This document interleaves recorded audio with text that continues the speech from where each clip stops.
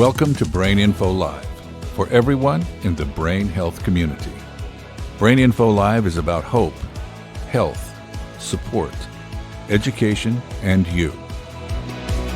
Whether you're living with Alzheimer's or a caregiver, family member, or loved one of someone who is, Brain Info Live is here for everybody.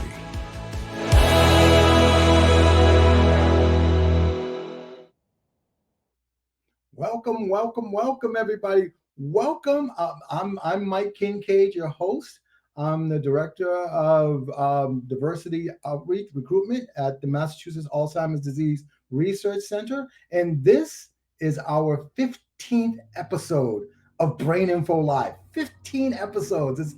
It's hard to believe, but it's been one heck of a ride. And I am so glad to be back. And I'm so glad to have you join us today, because today is going to be a very special show. I will admit it's very special for me, but it's also a very special show for families, for family members. Today we have a very special program where we will expand the conversation beyond caregivers to all family members. You know, we talked so much last season about caregivers, and we're going to keep talking about caregivers because they play a really instrumental part in caring and loving for somebody with Alzheimer's. But there's a part of the family that gets forgotten almost. And so today we'll be talking about what role a family member who is not a caregiver can have on a person with dementia, along with seeing and hearing from some real life examples from our video segments and our very special guests. Here's a teaser. Here's the teaser. Our guest today is somebody that I can sincerely say I have known their entire life. So having said that, let's get the party started. I'm always excited to have John Lewis, J-Lou, our fitness guru, join us. I'm always excited to see what's he going to bring to the table today, what kind of music he's going to wear. And you know, I always joke with him, and I joked with him, what kind of hat and t-shirt is he going to have on this time? So without further ado, ladies and gentlemen, let's get the party started with J-Lou from Atlanta, GA, our fitness guru. Take it away, J-Lou. Hey, I'm J-Lou, your fitness guru. I want to welcome you to Brain Info Live. Today, if you have an old shoebox, if you have a box, anything around the house that's this shape, today we're going to use it to sculpt that lower body. So in 5 seconds, we're about to get started. 5, 4, 3, 2, and 1. Let's go. Okay. Sit up straight, and we're gonna start tapping. You ready? Just stay with me. You ready? And let's go.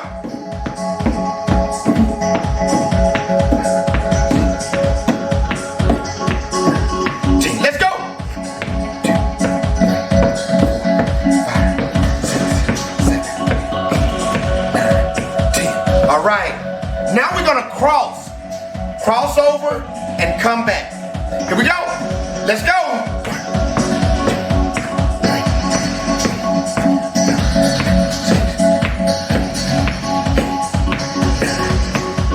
All right, let's switch. 2, 6, 7, 8, 9, 10. All right, turn your box. Put your feet behind it. And forward. 1, 2, 3, 4, 5, 6, 7, 8. It's just keeping you consistent. Let's go. 2, 3, 4, 5. Come on. 6, 7, 8, 9, 10. Okay, now we're gonna do both. Hold on and let's go. 1, 2, 3, 4, 5, 6, 7, 8, 9, 10. All right, I'm gonna bring it a little closer, and then I'm gonna go over and back. Ready? And let's go. 1, 2, 3, 4, 5. Come on. 6, 7, 8, 9, 10. Here we go. Let's go. 1, 2, 3, 4, 5, 6. Come on. 7, 8, 9, and 10. Let's turn it back sideways. And now we're gonna do like a jumping jack motion. Hold on, and let's go. 1, 2, 3, 4, 5, 6, 7, 8, 9, 10, 11. Come on. 13, 14, 15, 16, 17, 18, 19, 20. All right. Our next one, we're gonna go 1. We're gonna alternate. Ready? Let's go. Come on, we're working those hips. We're working those lower abs. And we're getting that cardio in. I want y'all to keep this one going. Keep it going. Let's go. Come on, keep going. Let's go. We're gonna keep this one going. If you need to take a break, you take it and you get back in. Rest. All right. Now I want you to turn your box. Feet are over, and you're gonna come up and back down. All right, the box is just keeping you consistent in the details. Ready? Let's go. 1, hit them heels. 2, 4, 5, 6, 7. Come on. 8. Woo! Great job. Now, we're gonna hold the box, and I'm gonna go in front, and then I'm gonna bring it back side. Okay? Get in lined up, straight in front of the box. Ready? 1, 2, 3, 4. Come on. 5, 6, 7, 8, 9. Come on. 10. Whoa, I'm feeling that quad and I'm feeling them lower abs. You ready? Let's go. 1, 2, 3. Come on. 4, 5, 6. Come on. 7, 8, 9, 10. All right. Our next one. I want you to put both feet on the same side. Now we're really gonna get those side obliques, those hips, and those quads. You ready? On your toes. And let's go. I'm gonna put my arms in it.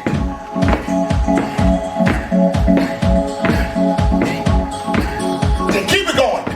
If you need to take a break, like I said, and then just get back in.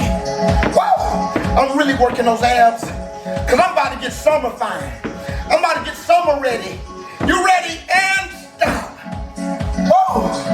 Now, this next one, we're just gonna do 5 of these. We're gonna come out straight, then wide. Ready? Let's go.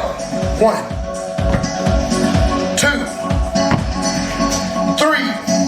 Don't you touch that box. 4. One more. 5. Great job. Now, what I want to do is 1, 2, 1, 2. Ready? Let's go. 1, 2, 1, 2, 1, 2, 1, 2, 1, 2, 1, 2, 1, 2, 1, and 2. Okay, this next one. You ready? And let's go. 1, 2, 1, 2, 1, 2. Don't you touch that box. 1, 2, 1, 2, 1, 2, 1, 2, 1, 2, and great. All right, I want you to take it out a little bit further, straighten your leg out, and we're gonna cross and come. I make sure this foot is straight at all times. You ready? If you wanna hold on, you can. Let's go. Now we really engage those lower abs. We're getting those hip flexors, those inner thighs, outer thighs, and that high quad. Let's go. Come on. And those glutes engaged at all times. Come on, keep it going. I need you to keep this one going. And good. Switch legs. This foot is straight. On the heel, chest up, and let's go. Don't you bend that leg. Keep that quad engaged. And those lower abs and those side obliques are gonna go to work for you. Let's go. Come on. Come on. There we go. Come on. You should feel good because you're doing something good for your body. Let's go. And great. Whoa.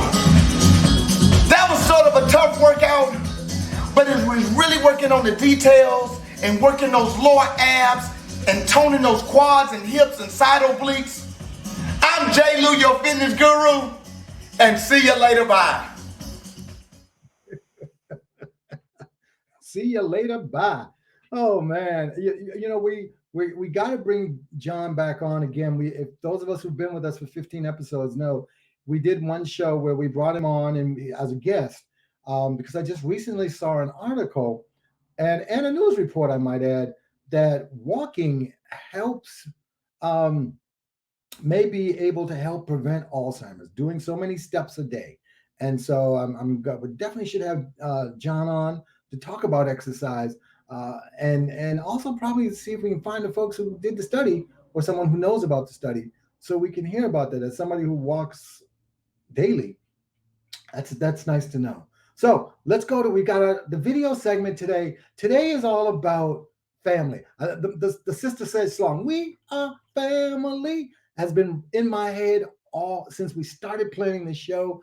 And that's the theme. Today is all about family. It's about a loved one who is living with Alzheimer's disease, but the rest of the family that's around them. And so check out this video and we're going to have an interesting conversation on the other side. So let's, as I always say, let's go to the videotape.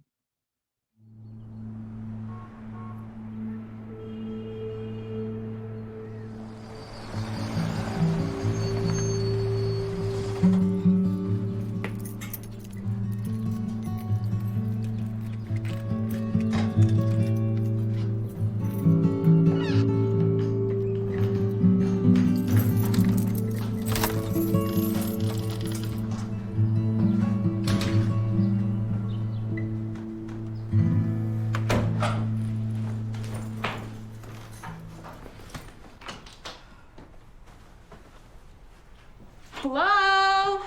I'm here. Jackie? I came as soon as I could. Thank God you're here. Oh, where's Mom? She had to stop by the restaurant. Oh, Gloria! and what happened here? Oh, well, you know. Gloria, who came to visit you? It's me, Jackie.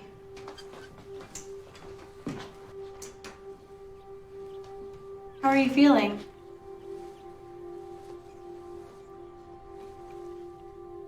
Hi. Hi.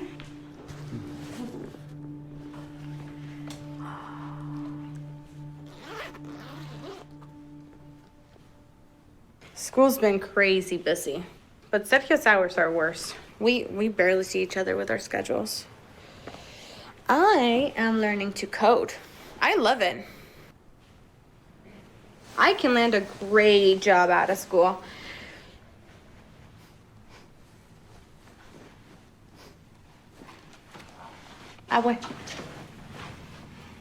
What was your first job?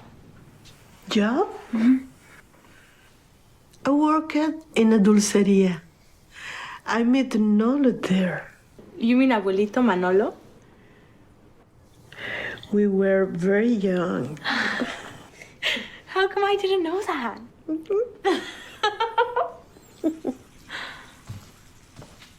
Gloria, it's time for a bath. No. Hey, Jackie's gonna help you. No. Jackie, please. Awe hasn't bathed for a week. She refuses. No. Can't we wait for Mom to come home? This would be a big help for us, especially for your mom. Look, you're a woman, so is abuelita. It's better that you do it.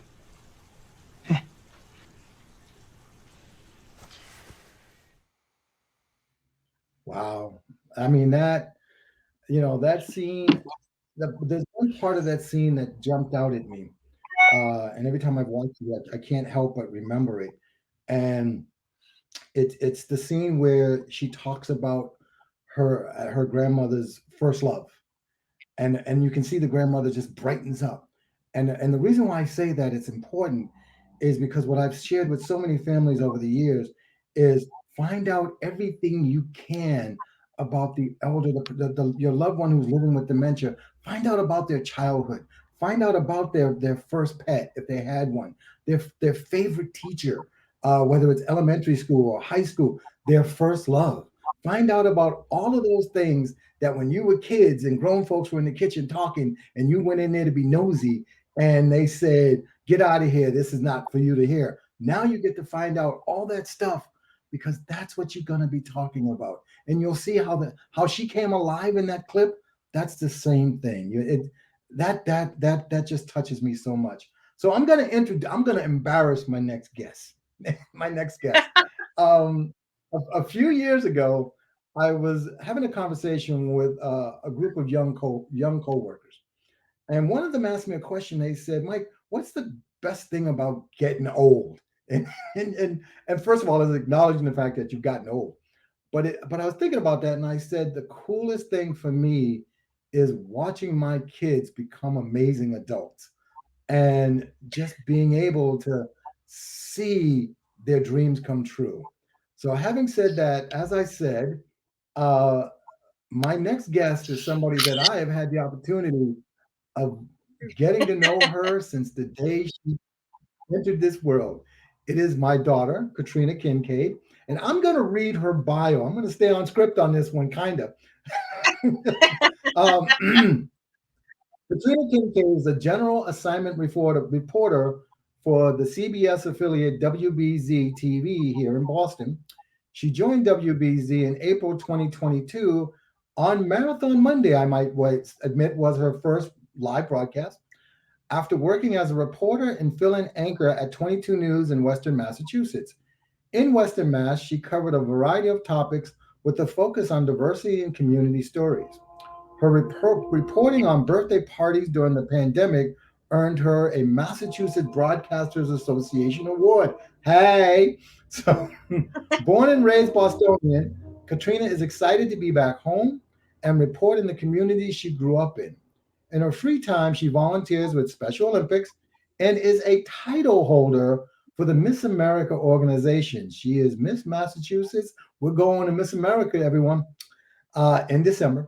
So, shameless plug. Katrina is a graduate of American University in Washington, D.C., with a bachelor's in broadcast journalism and a minor in sociology. And I might also add, won a student Emmy for her reporting work while at American University. Um, Yeah. so, welcome to the show, Katrina. Wow. Uh, Thank you, Mike.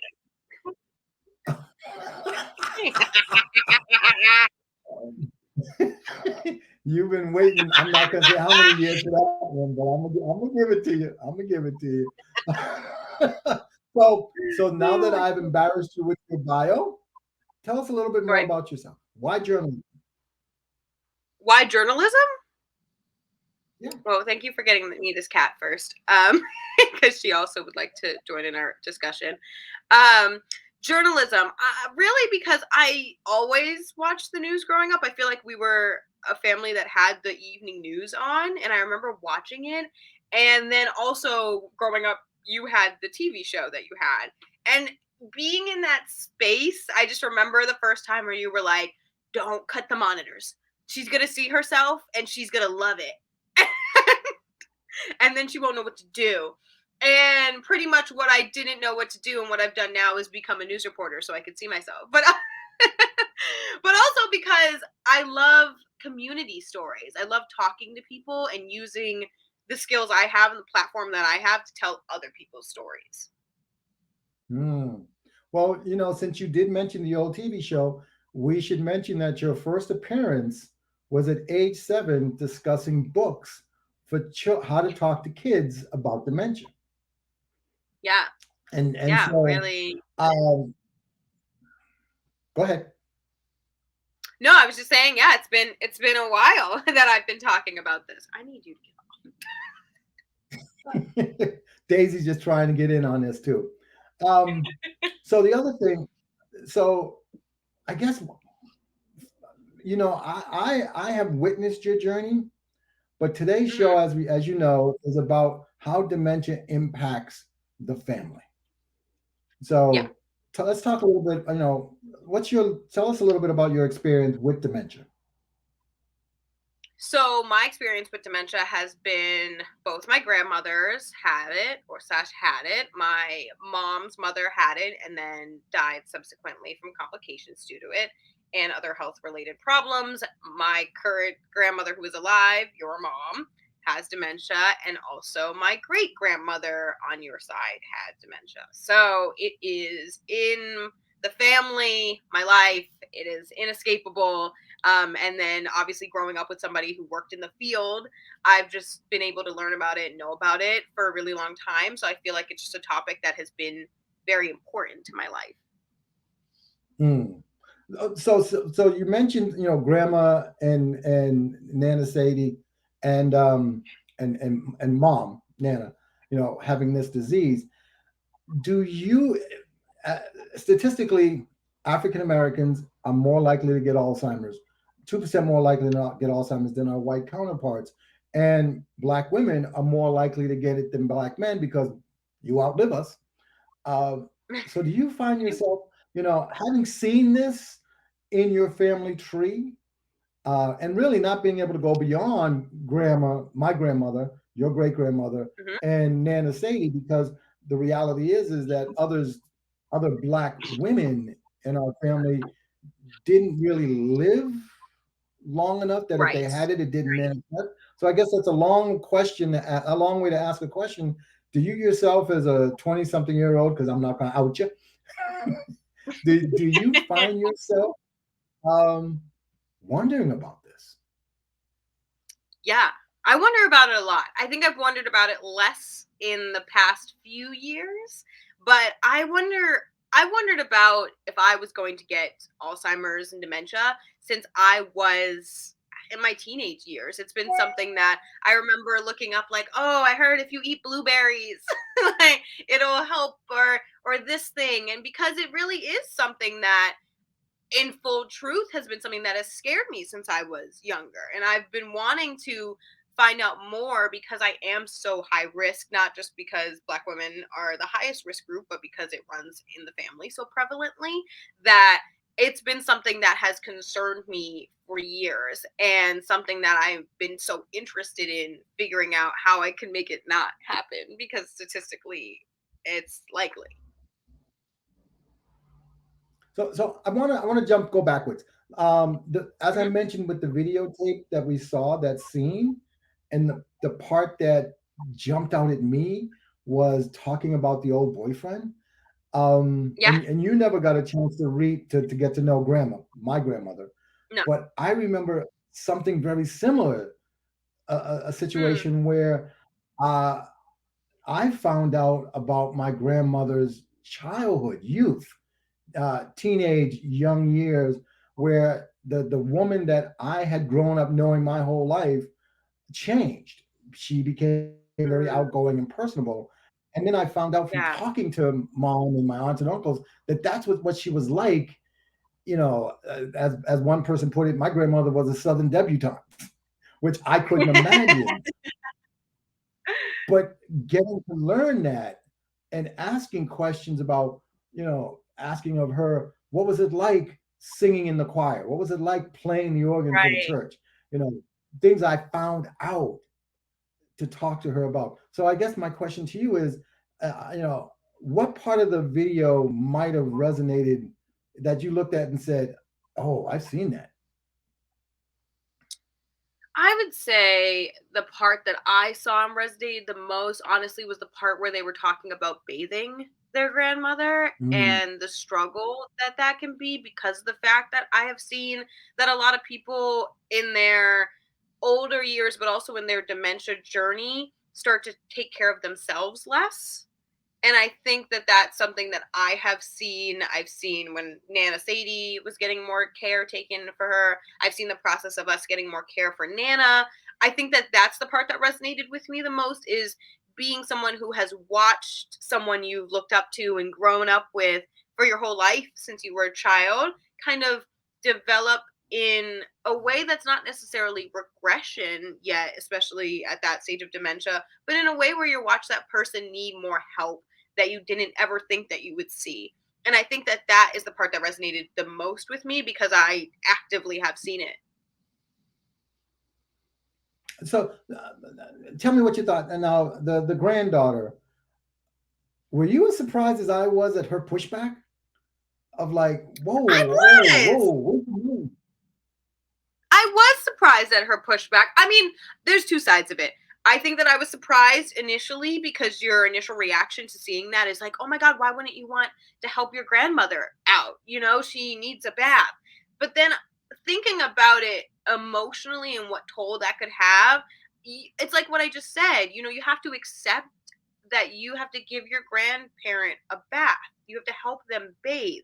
And what that makes you realize as a young person, as somebody who's looked up to that person, about someone you love, that you have to now help them. And I think that that can be a lot, especially with dementia. You've never seen them so vulnerable before. And I think that that's what got me over the initial shock, is realizing that. So my next question, I guess, is does seeing that change happen, as I said, with Nana Sadie, and now with Mom Nana, does it change? Does your perspective on your relationship change? And I guess where I'm going with that is, Mom has always been the family matriarch. Right. She's been it, and Yeah. now the roles are kind of like, this is somebody who's never asked for help, has always been the one to give help. Never ask for help. Yeah, I would So how, say I don't think my perspective has changed. I would say because I've been so fortunate to live with Nana for all of the years until college that I did, I think that I had a unique perspective of seeing her need help more progressively. And that for me, I kind of saw that we were going to take care of her. And statistically, Black families do have their elders with them, have multi-generational households. So I think knowing that as well, it didn't change my perspective. But I do tell people, like, oh, I remember when this woman who currently can't drive a car would pick me up every Wednesday for half days and bring me to get pizza and a soda before dropping me off at after school. And I think that that reality is sad and is disheartening, but because they're your family member, like, the perspective for me doesn't change because that's still the woman that I look up to, has great stories, and who I love. All right, since you brought up the stories, let's talk about nannerisms. Okay. How do you? Nannerisms. And we've got to share with folks what a nannerism is. Well, I'm going to let you share with everyone. Don't use No, the it's your nannerism. mom. That's your mom. You So- talk about her mannerisms. Oh yeah, just throw me under the bus. So what we call a nannerism is when Mom will say something that generally will make you cringe if you didn't know who she was. But because this is Mom, we just we laugh at it. God forbid we have somebody with us, a friend who's not used to a nannerism. It's amazing how quickly people become used to it. So as I was saying, what do you think of nannerisms? I think that the nannerisms have gotten progressively more vocal as she's aged. And I think that, though, that is indicative of somebody who is aging, but also someone with dementia. Because at this point, the thought process is just saying whatever is on your mind and whatever comes out. And the grateful thing for us is that the mannerisms usually are only around us as a family. But it's part of the process of watching your loved one age. Yes, yes. It's some people say the good thing about growing old is you get this. You don't have to censor yourself, which is a You don't have to mannerism. censor yourself, which is which is a mannerism. And I think that it's funny because the context is that they are older, so they have that permission and that leeway to say those things because at this age I'm not teaching. I'm not teaching anything. So you can always be like, Nana, like Puerto Ricans speak Spanish, not Puerto Rican. And like she'll be like, huh. And that that's just like her brain at the moment just processing. Yeah. It doesn't mean anything. So let's jump in the Wayback Machine. when you Okay. were sharing these books on how to talk to Yes. kids, now here you are as an adult, and especially somebody that works with Special Olympics. So how would you tell someone that? How do you explain to a 7-year-old what Alzheimer's is?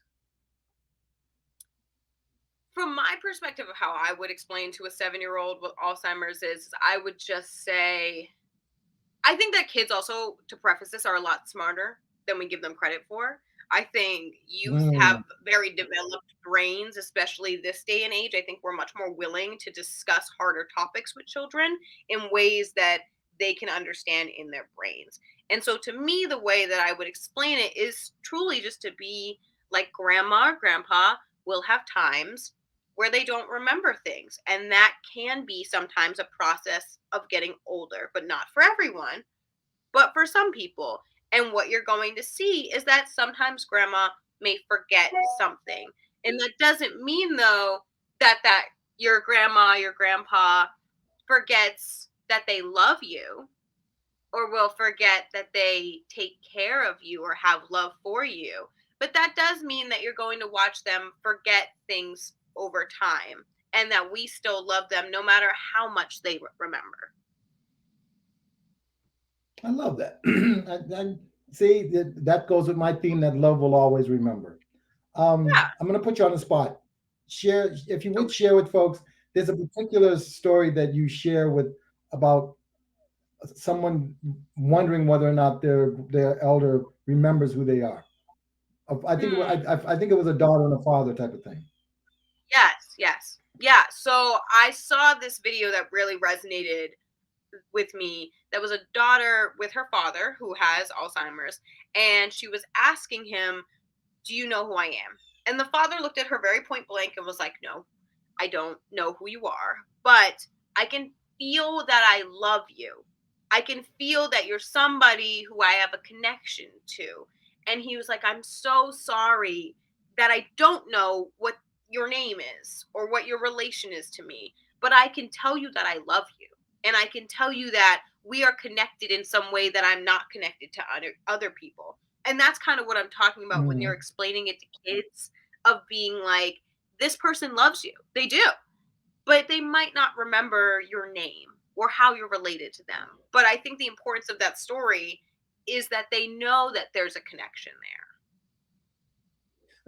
And you know what I also want people to understand is if you have a loved one who's living with Alzheimer's, you need to forget the term "don't you remember," because that's just adding anxiety.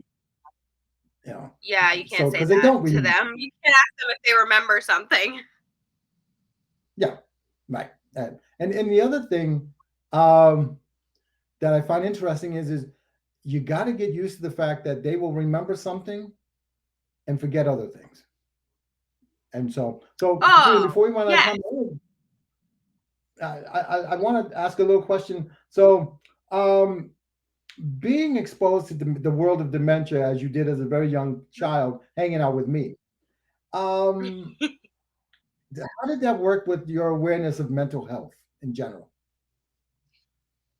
I think that it made me a lot more aware of the brain and how the inner workings of the brain are. Like, I think that a lot of times as a kid, and you learn about emotions, but especially when at least I was a kid, we didn't talk about mental health a lot. So you can learn all you want about emotions, but you don't learn that key extra part of mental health. And I think that it made me cognizant of that there were things going on in our brains that we may not be able to explain, but that we should make sure to check in with ourselves more to figure out where we are and where our brain is at. So I got a question from the audience.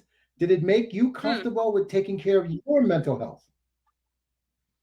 Did having family members with, or did the knowledge of, okay, yeah, did the knowledge of knowing more about Alzheimer's that. and dementia, yeah, make me more cognizant of taking care of my mental health? I would say that no. I would think it would. I think it made me a lot more understanding of mental health and the brain and how diverse the brain is. But I think that my awareness of mental health came from an early age, but my deeper awareness of mental health came from my own mental health journey. But from a really early age, I knew that there was more going on with the brain than just emotion. And I think that that has helped me develop as an adult so early on how I could figure out and how I can pinpoint where my emotions are coming from, why I was feeling sad, and mental health in a way. So you talked about your mental health journey. So this is your opportunity to make a shameless plug for your program. So I started an Instagram live series. It's Mental Health Mondays. I have them about every other Monday at this point for my own mental health because I try to book a guest every other week to talk about some aspect of mental health, usually with a focus of communities who are underrepresented in the mental health field. And that's because me, myself, when I was in high school, as you know, I went to a mental hospital for about 2 weeks because I was dealing with anxiety and depression. And I found that we don't talk about that, not just only in underrepresented, marginalized communities, but in general. I was finding that it wasn't talked about, especially in a conversational manner. And so my series that I host aims to talk about mental health on a conversational level to kind of break that stigma and to make it normalized. Ooh. So what would you say to our parents out there who may be in my shoes back in the day, whose daughter is saying there's something wrong, but I don't know what it is, and the parent is saying you look okay to me.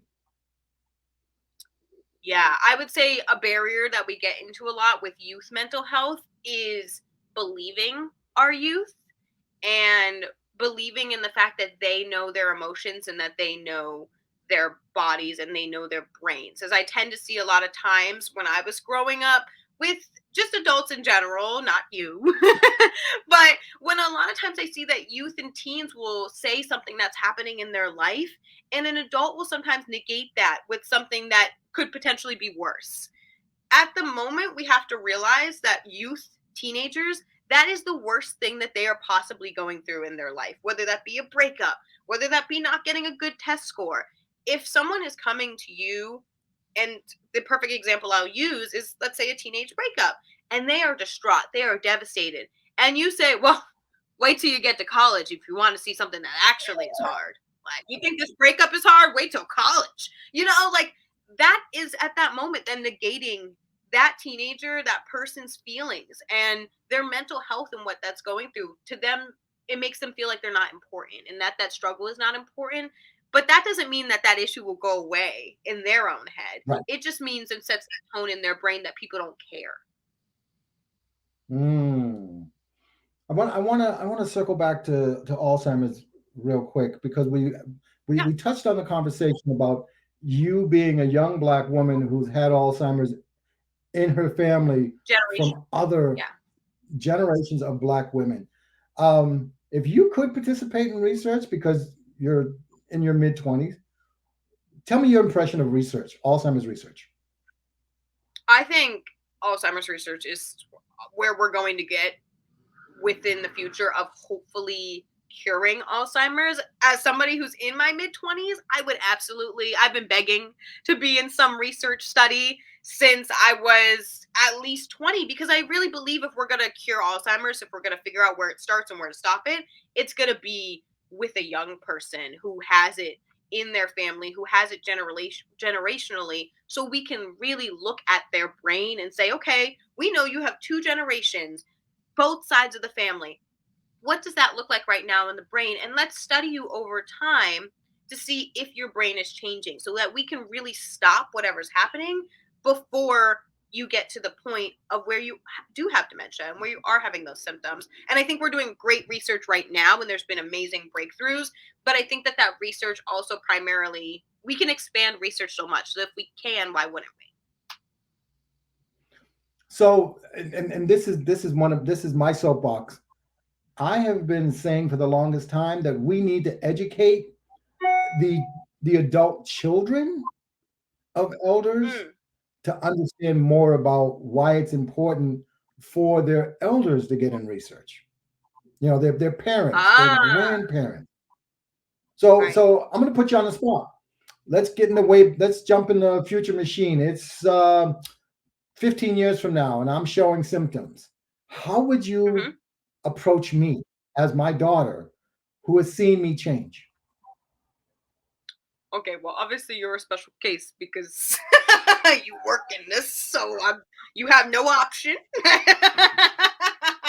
You have no option here. But if you weren't my dad and you were a parent that I had seen, progressing in the dementia space, I would probably approach you with a way of honesty. Again, it's all about open and honesty. We have seen changes, and I think that the best thing so we could figure out where that's coming from is for you to Wait, join some. let me jump in. You say we. Who do you mean when you say we? I would say the both of us. Because ultimately, I would say not we as in others, the both of us. We have seen the changes. Because as much as I believe people with dementia will sometimes be in denial outwardly, inwardly, something's up. Yeah. And if you and me are sitting down and we're having a real heart to heart, we know something's up. And I want to keep loving you as you are for as long as possible. And the best way for us to do that is for you to get into some research with somebody who can figure out how we can prolong that relationship we have right now. Now, I'm going to throw this in there because this is a realistic conversation. What if your older brother Mike, what if your older brother Mike goes, there's nothing wrong with Dad. He never was good at remembering people's names. That is a real life situation. Ain't it? I would say that's obviously a hard conversation. And wait. Let me back up. And who hasn't been around me in the world of Alzheimer's as much as you have. You know more about this than Mike does. I do know more about this than Mike does. I would say that there's no harm. I think there's a stigma a lot of times around getting into research. And exactly what the comment section is kind of saying right now is there's no harm in getting into research, getting checked out. You don't lose anything in having somebody check up on it. So even if somebody's concerned, we can fortunately pay that copay. We can pay whatever it is to just have it checked out. And I think that that's the conversation. Too many times do people, I think, go into it with family members with this stigma that, oh my gosh, if we do get it checked out, well, then that means that it might be real. But maybe maybe Dad is bad at forgetting names. What is the harm in just getting checked? And I think that is, it's like there's no harm. It's like there's no harm in just going to therapy. Same level for me. What's the worst that can happen? You find out a little more about yourself. So this, I knew this was going to be like this. For the audience, welcome to a conversation with Katrina and her dad. So here's my wrap-up question, which I've asked all my guests. If there's one thing that you want folks to remember about this conversation, if they don't remember anything else about, hanging out with you and I, what would be that one thing you'd want them to take home with? I would say, especially after this conversation, it would be that youth have a lot more capacity for understanding hard topics than I think we typically think they do. And I think that a lot of times we're talking about dementia in the family, we get afraid to discuss it with young people. As someone who's been learning about the topic since I was 7, there are very accessible ways, books for young children, teachers who can discuss dementia and Alzheimer's with young kids, but all the way into teenagers. And I think that the more fear we have against talking about it, the worse the stigma will be when it actually happens. And the worse that that conversation will be when you need to suddenly tell the teenager that maybe grandma won't remember them. But if we start those conversations off young, if you already know what runs in the family, or just talking about Alzheimer's in general, because if it doesn't run in your family, you will most likely know somebody who has somebody who's in their family, their friend circle with Alzheimer's. And I think that we have a fear of talking to youth and kids about topics like that. But if we just find accessible ways, they will understand it and they will be able to ingest that information so that it's not that scary. And I think we need to give youth a lot more credit for what they can learn than what we do right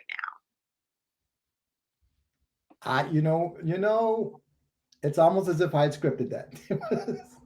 that that was that was right on the money.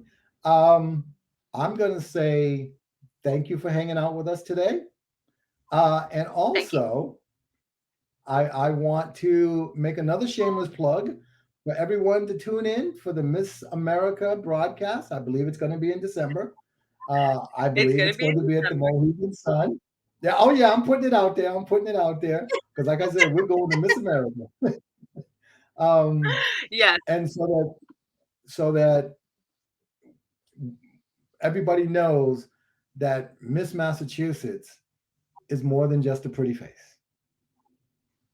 Yeah. That's what we're trying to do. Women can be both. They can be smart, they can be pretty, they can be brilliant, they can be gorgeous. I think that so many times in society, same thing with the youth conversation, we limit people. When if we just give people the chance to show their true selves and what they can accomplish, we can break past the stigma of, oh, she's just pretty. Like, oh, I also won $15,000 in scholarship money because I'm also an educated, smart woman who can articulate points really well. So Miss Oh, America, third week of December. Hopefully, we don't know for confirmed, but that's what it was last week. So we're hoping it's this, or last year. We're hoping it's the same this year.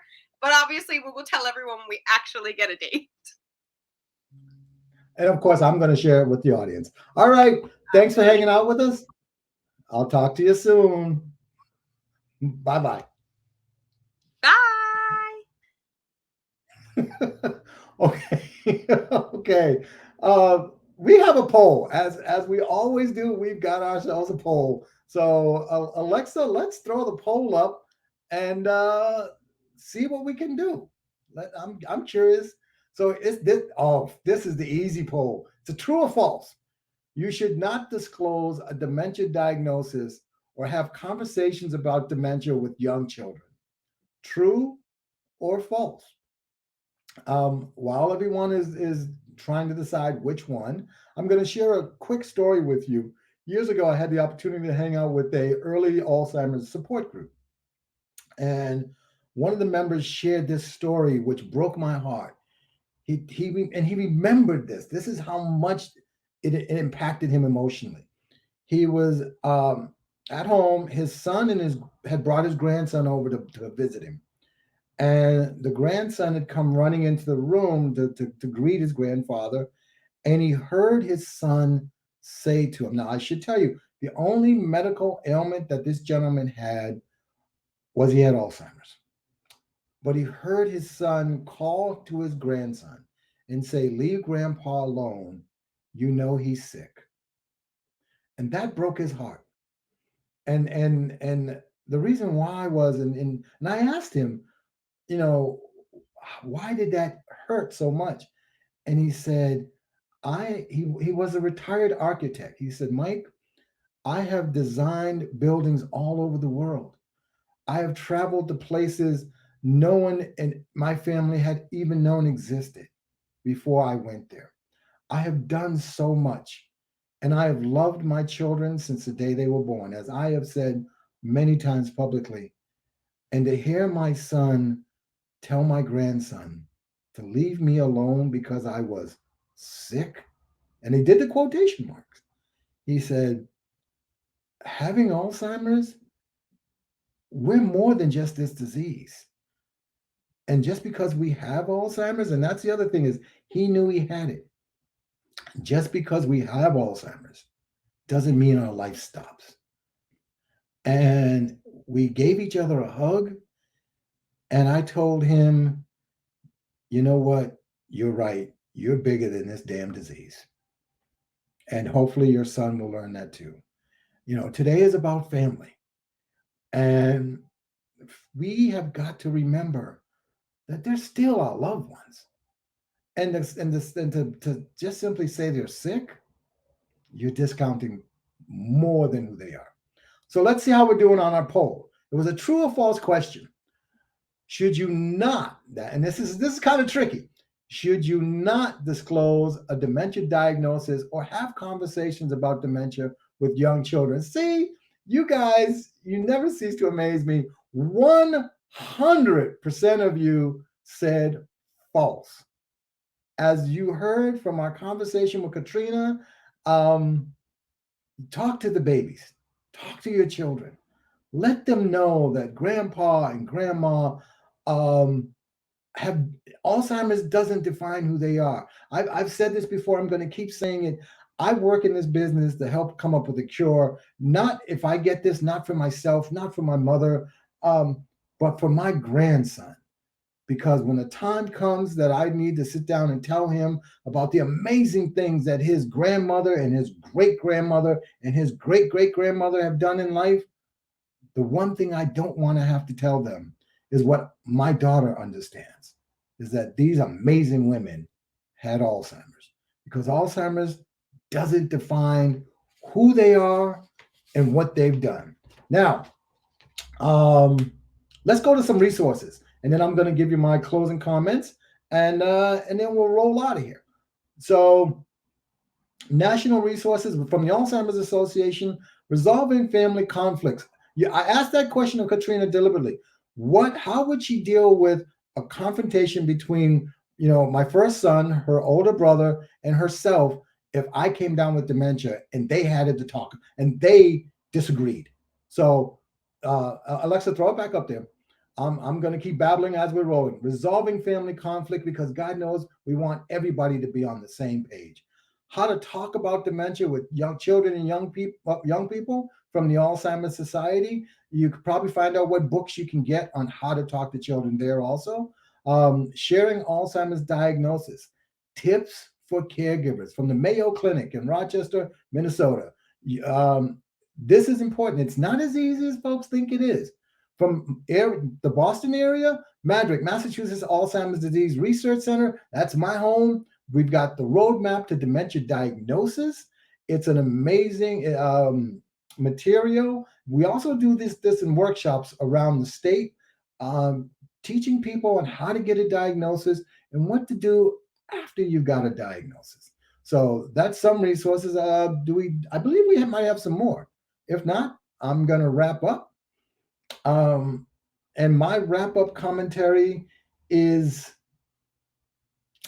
I think about my grandmother again, who had this disease. Some of you may have heard me say this before. Grandma in her later years believed that I was my Uncle Tony because I looked like him at that age, I guess. That's the only thing and this was long before I was working in the world of Alzheimer's, but I found out a lot about what happened after I started working in the world of Alzheimer's. But Grandma thought I was my Uncle Tony. And one of the things that I learned from that experience, and I call it for those of us who are left behind, because the people with Alzheimer's, they're going on a journey backwards in time. And just as Katrina told the story, there's going to come a point where they forget who we are and on their journey backwards. And so what I will say to you, that if you love somebody with Alzheimer's disease, every time you see them, never forget to tell them that you love them, because that may be the last day, the last moment that they remember who you are. And you want to be able to say, I told Grandma I loved her as Mike, not Uncle Tony. Doesn't mean you stop loving her. Doesn't mean she stops loving you. It's just you in her eyes or in his eyes become someone else. And trust me when I tell you, and I don't, and it didn't mean to get all deep and but deep down here, yeah, it will touch you when you become somebody else. So, all right. We've got some more credits. We've got some more resources. So I'm gonna roll us out on a high note. Give you a little bit of OJ's family reunion. Got to have a family reunion. Everybody, my name is Mike Kincade. Thank you for so much for hanging out with us. I'm going to see you at the next show. And as always, take care. And as I always say, I'll see you around the neighborhood. Bye-bye, everyone.